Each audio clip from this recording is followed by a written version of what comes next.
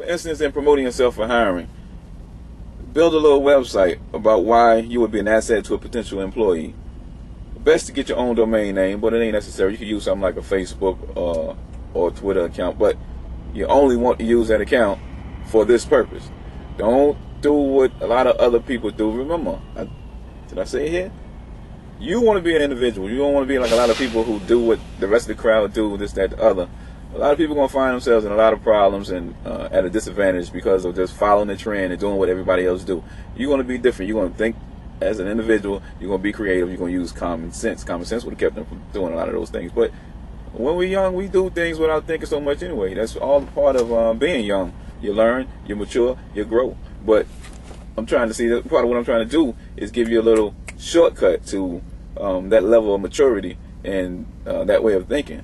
So with the account, you don't want to do anything objectionable with this account, obviously, because you want employers to possibly connect with you on those accounts. LinkedIn too is also a good one. Even MySpace, but I didn't say that at first because so many people have objectionable material on MySpace and some of those other early social media spots.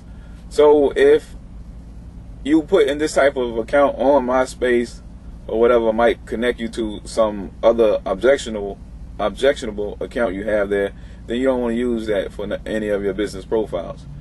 And you probably want to use a different email and everything, because eventually, I imagine it exists now, but you'll be able to tie in your emails for all the accounts you have and everything. So as time evolves and employers are going to get more and more serious about finding all the information they can about you, they're going to do these types of investigations. So you might as well right now go ahead on and develop an email account and your profiles online that you will use specifically for trying to gain employment. So build a profile suitable for an employer. Use a web address everywhere, man. Post notes, make flyers, paint it on your car. Say available for employment now, or put the subject of what you seeking employment in. Come up with a catchy phrase to promote yourself. But to kind of do it like Twitter with 140 characters. Try to come up with a catchy slogan relevant to your major or the position you're seeking, and then put the web address and the phone number, or maybe not the phone number, depending on where you are, what you do, whatever, But put your contact website and everything, and you never know whose eye you're gonna catch, Or you can be intentional. If you're gonna put it on your car, your window, or whatever, if you can afford it, get a wrap. But if you're gonna put it on your car, your window, drive through areas that might actually have people in a position to do hiring. If you're a computer graphics, for instance, if you're a computer graphics graduate and you paint your car up, drive around company offices, especially screen printing, big graphic big graphic companies in your community and stuff like that. If you if you majored in business management or something like that, then park it as close to the front as you can at your local supermarkets or cable companies, or you know what I mean. Be creative. Forget about traditional old school way of doing things. You don't have to limit yourself to that. Let other people do things the way everybody else is doing it. You see what I'm saying? Be creative.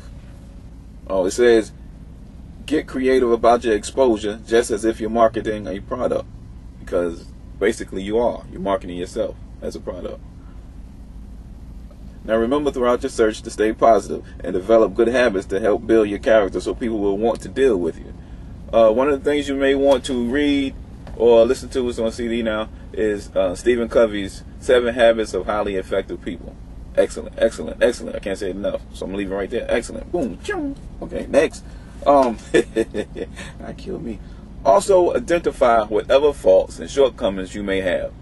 Identify them and consistently work on them to make improvements. This has an obvious benefit to you.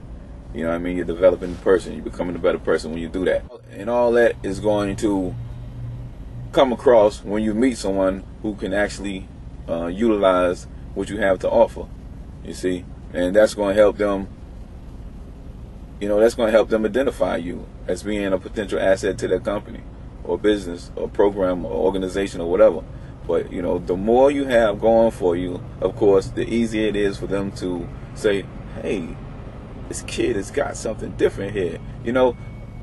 Quite often, when all these things, if you take these 5 things, I'm getting hyped now, but if you take these 5 things that I've stated and you try to integrate them as much as possible, education, common sense, network of contact, ability to communicate and build relationships, and creative thinking, the more you able to develop these things, the more you stand out when you meet people.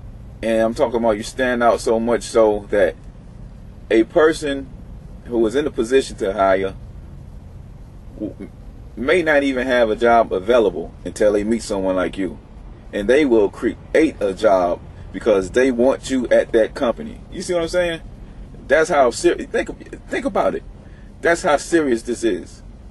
If you bring this to the table of a company, you are an asset to that company simply by being there. Because any person with half a brain would be able to understand that you would bring value to that company simply by the way that you think, where your mind is, and the direction you will be going. Now, they may also assume that this guy's going to take flight and get all he can from this company and go do his own thing, but it don't matter. A person that possesses these skills and is working to achieving goals with this line of thinking is going to be an asset to a company. I believe that. I truly believe that. I believe that. So don't get depressed, man. And it's not a dead end. Your education is just a valuable asset to you, just as much of a valuable asset to you as it's ever been. Don't let the news get you depressed. Don't let the economic conditions get you depressed. You just got to stay positive and realize that it's all good. It's just a matter of you applying yourself and developing the certain skills, working on your habits, addressing your faults, and keep moving forward. Stay positive, and still all yours to get, baby. We're still in America. We're still in America. It's a great country. It's a great place to be. One of the things you want to do, that's what I meant to come back to. One of the other things you want to do, this is a good time to try to identify your passions if you're not already in tune with that. Identify your passions and see what kind of training is available to help you develop those passions, and then how you can apply those passions to helping other people. And maybe you can combine your passions, helping other people, and your major together. Hopefully there's already a connection with those 3 things. But if not, finding a way to connect those 3 things, your education, your passion, and helping other people. If you can find a way to connect those 3 things, you more than likely can think outside the box and figure out a way to create your own business opportunity and employ yourself. That's it. I'm done. Boom.